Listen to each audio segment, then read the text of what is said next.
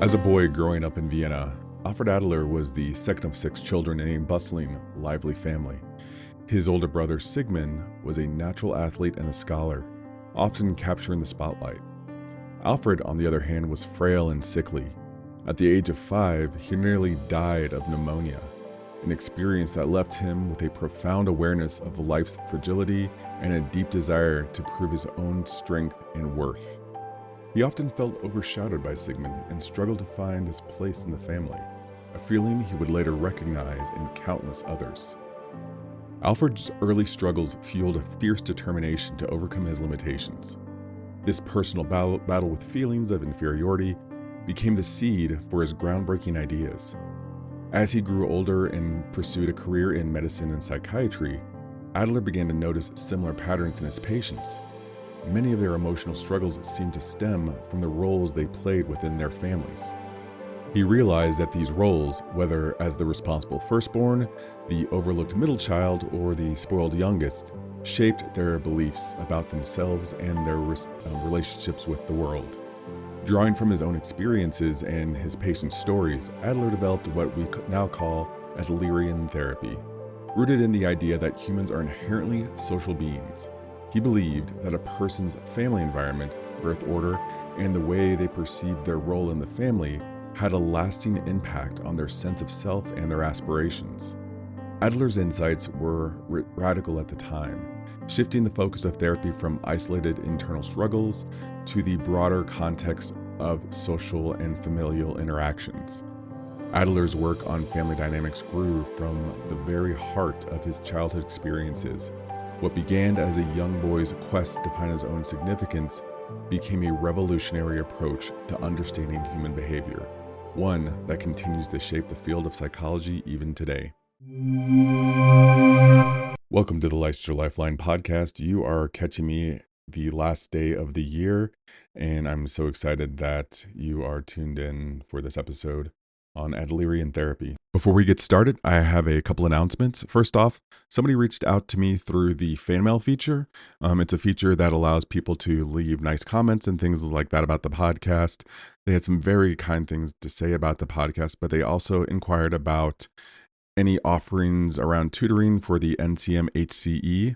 I don't really offer any tutoring at this time, but I wanted to put it out to the community of people that listen to this podcast to see if they have any suggestions for tutoring or things that they used that helped them study for the NCM HCE in a more proficient and efficient way. I did use the counselingexam.com as my main source for studying for both the NCE and the NCM HCE. It's a great source for studying. You do have to pay for it. That's the main one that I've used in the past for studying, that have friends of mine have used as well. But if anybody has any insights, any resources that they have used that they have found really helpful, if you could please reach out to me through the through my Instagram account, that would be great. You can also use my email for my kind of umbrella business, my therapy business. That's urbanalchemist303@gmail.com. Please feel free to write me there, and I will pass on the information probably in the next episode or whatever episode I can. Also, if you are interested in me creating something like a Discord channel or something along those lines that bring people together to study for these tests, to offer resources, to offer insights, I'd be more than happy to explore something like that in the coming year. If it helps you to study for these tests better, why not? It's something that I don't mind doing. If it's another resource, again, reach out to me through email, urbanalchemist303@gmail.com, or on my Instagram page. Let me know if that's something that you're interested in. Love to hear from you about that. Also, as we start this new year, I do want to go ahead and put out another call for anybody that is interested in doing an interview on the podcast. Would love to interview anybody that's taken the test or studying for the test, that, has a free 30 minutes that they don't mind getting on the podcast and talking about their experience. It's something that I think would really add to the value that we offer here. So please, again, reach out to me through those sources that I mentioned already. But in the new year, I'm looking forward to continuing with this podcast. I'm also looking for new topics or topics that you want me to cover again. So feel free to reach out for those as well. All right, let's get into Adler and his contributions to psychology, particularly his ideas on family constellation and birth order. We'll examine these concepts and see how they're applied to individual and family therapy. Adler is one of those individuals that is a pioneer in psychology, right? He is known for breaking away from Freud and the emphasis that Freud put on the unconscious mind to focus more on social and relational dynamics. Adler is one of those pioneering voices in the world of psychology, right? He broke away from Freud and Freud's emphasis on the unconscious mind to really focus on social and relational dynamics. Adler's view was that humans are inherently social beings and that we are geared toward having others around us, striving for significance and belonging within our communities, starting with our family. One of Adler's most influential concepts is the family constellation, a term he used to describe the roles that family members play and how these roles influence an individual's personality. Adler believed that the family is the first social system a person experiences, which makes it really critical to their development. Another claim to fame for Adler was the concept of birth order as a key factor in shaping personality. Adler observed that firstborns often feel a sense of responsibility and leadership, but may struggle with perfectionism and a fear of failure. Middle children might develop adaptability and negotiation skills, but sometimes feel overlooked. Youngest children often have a playful or dependent nature and may strive for attention or rebellion.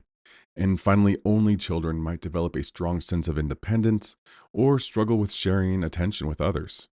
It's always important to remember when we see labels like this put on attributes or on people that we use it as a guide, right?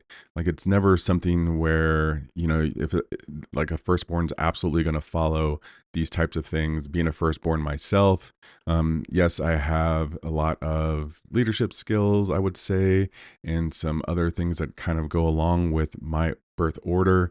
But, I'm also kind of a messy individual as well. Definitely not a type A. Perfectionism is not something I ever have to worry about. And it's neat and interesting to know about these types of things, but understand how they're used, especially when working with individuals.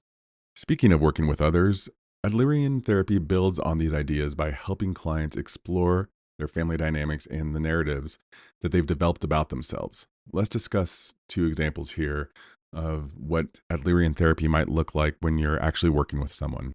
In the first scenario, imagine you're working with a client named Maria, a high achieving eldest child. She comes to therapy feeling burnt out and overly responsible for her siblings and even her coworkers. Using Adlerian techniques, you might start by exploring her family constellation. You could ask questions like, what was your role in your family growing up? Or how did your parents respond to your success or failures? As Maria reflects on some of these questions, she might come to realize that her perfectionism stems from being expected to set an example for her siblings. From here, the Adlerian therapist focuses on helping Maria rewrite her narrative. She might work on embracing imperfectionism and setting boundaries with her family, freeing her from overwhelming senses of responsibility she's carried since childhood. I love the idea of rewriting a person's narrative. If you've ever done any work around narrative therapy or looked into it at all, this idea that we all have these stories that we carry with us about ourselves throughout our lives. And part of Adlerian therapy and working with individuals within this concept really has us looking at the narrative that they've carried with them for their life and seeing what parts of it can be rewritten to help them better adjust and better deal with the world that they've created around these narratives. Now, let's take a look at what Adlerian therapy might look like when working with a family. A couple, John and Emily, bring their three children to therapy because of constant sibling rivalry. Using Adlerian Principles: you might start by mapping out family constellations. You could explore how each child perceives their role in the family. For example, the eldest might feel burdened with responsibility, while the youngest acts out to get attention. By facilitating open communication, the family can gain insight into how their roles create patterns of conflict. Family therapy, especially with a group of individuals like this, is such a unique experience for both the therapist and the family involved. A lot of what the therapist does within a family setting is actually really similar to what you would do with group therapy. You're trying to get individuals to work together and understand a little bit more about each other. So much of just, think of your own family, or that type of dynamic. You very often have a opportunity to really talk about how the person feels like they are perceived within the family. Like a lot of the times, I think we have our siblings, we have our parents, and we have our vision of how we see them, but their vision and our vision might differ drastically. And within a family therapy setting like this, your aim is to really kind of cut through anything that is perceived and really get down to what is the actual way that people see themselves, the actual way that they see themselves within the family, the actual way that others see them. Adlerian therapy's emphasis on family dynamics is not only insightful, but also deeply practical.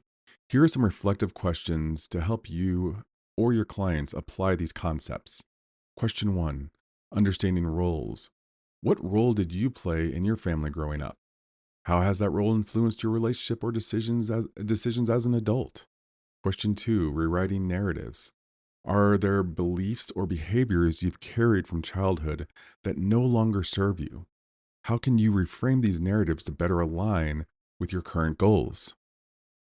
Question 3: exploring family dynamics. How do you see birth order influencing your family or families you work with? In what ways can you understand family roles to help resolve conflict or improve communication? And questions 4: encouraging social interest. Adler believed in fostering social interest or a sense of connection to others. How can you nurture a great sense of community and belonging in your own life or your clients? Okay, let's get into some multiple choice questions around Adlerian therapy and family dynamics. Question 1: what is a key concept introduced by Alfred Adler to describe the roles and relationships within a family? Is it A, cognitive schema, B, family constellation, C, attachment theory, or D, behavioral dynamics? The answer here is B, family constellation. Alfred Adler coined the term family constellation to describe how family roles and relationships shape an individual's personality and behavior. It focuses on the perception of one's role in the family rather than the objective structure. Question number 2: according to Adler, which birth order position is most likely to exhibit feelings of responsibility and leadership, but may also fear failure? Is it A, youngest child, B, only child, C, firstborn, or D, middle child? Shout out to firstborns here. The answer is C. Adler believed that firstborn children often take on leadership and responsibility due to their initial undivided parental attention. However, they may also fear failure. They're accustomed to high expectations. Question number 3: what does Adlerian therapy suggest is the primary motivation behind human behavior? Is it A, avoidance of pain, B, desire of superiority, C, striving for belonging and significance, or D, pursuit of happiness? Answer here is C, striving for belonging and significance. Adler posited that all human behavior is driven by the need to belong and feel significant, particularly within the family, which serves as the first social system the individual experiences. Question number 4: in Adlerian therapy, how does a therapist approach family roles and dynamics? Would it be A, by analyzing the objective family structure, B, by focusing on the individual's perception of their family role, C, by assigning new roles within the family system, or D, by ignoring family dynamics and focusing solely on individual behavior? The answer here is going to be B, by focusing on the individual's perception of their family roles. Adlerian therapy emphasizes the individual's perception of their family, as these perceptions significantly help shape the person's behaviors and beliefs. It's not the objective facts, but how the individual views their experience that matters. Okay, that is going to be it for the questions. Here are some resources for you where you can learn more about Adlerian therapy and his approach. First up, Understanding Human Nature by Alfred Adler. This is just a foundational text. It explores key theories on human behavior, including the impact of family and social environments. Second book here, The Individual Psychology of Alfred Adler by Heinz Ansbacher and Rowan Anbacher. This is a comprehensive collection of Adler's writings, and it offers insight into his core concepts, including family constellations and birth order. There is a North American Society of Adlerian Psychology, as well as the Adlerian Graduate School. Both really great resources for learning more about his approach and providing this type of therapy for individuals. There's also an Adlerian Therapy Psychology channel on YouTube that you can hit up, and the North American Society of Adlerian Psychology podcast as well. All right, folks, that is going to be it for this episode. Thank you so much for listening, and until next time, keep studying.